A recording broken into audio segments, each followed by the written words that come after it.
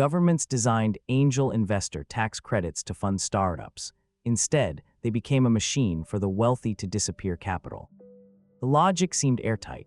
In the 1980s and 90s, policymakers across the US and UK faced a problem. Early-stage startups couldn't access capital. Banks wouldn't touch them. Venture funds were concentrated in a handful of cities, so legislators created a solution.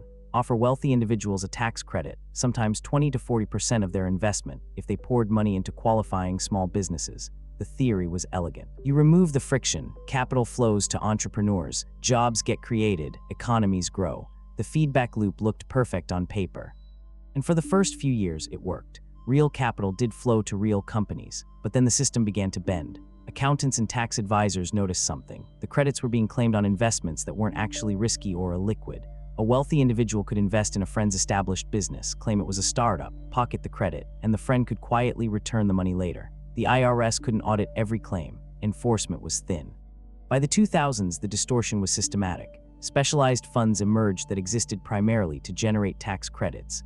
They'd offer investors a deal. Put in $1 million, get $300,000 to $400,000 back in credits, and your actual capital goes to a qualifying company, often one with murky fundamentals or no real path to scale. The investor's real return came from the credit, not the business. The startup was almost incidental. Here's what the system architects didn't predict: a feedback loop of moral hazard. Once the credit became the primary incentive, the quality of actual capital allocation collapsed. Money flowed to companies chosen for their tax status, not their potential. Entrepreneurs who couldn't navigate the credit system, often those without wealthy networks, were starved of funds. The tool meant to democratize startup funding instead concentrated it further. Audits eventually revealed the scope. Some programs saw 40 to 60% of credits claimed on investments that barely qualified. The money wasn't funding innovation, it was subsidizing tax avoidance. Governments had created what economists call a deadweight loss. They were transferring wealth to the wealthy while the intended beneficiaries, early-stage companies, saw little net benefit. The pattern repeats across policy domains. A well-intentioned tax incentive is designed. Wealthy actors find its edges. Accountants sharpen those edges into wedges. By the time regulators notice, the credit has become a tax shelter, not a capital tool. The system works exactly as predicted for those who can afford to predict it. What's remarkable isn't that this happened, it's that it was foreseeable. Every major tax incentive carries embedded assumptions about human behavior.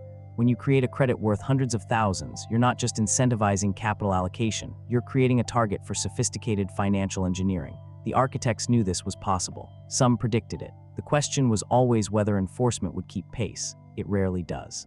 This video is for educational and informational purposes only and is not financial advice. Always do your own research. Subscribe to track how policy intentions collide with financial reality. We uncover these patterns every week.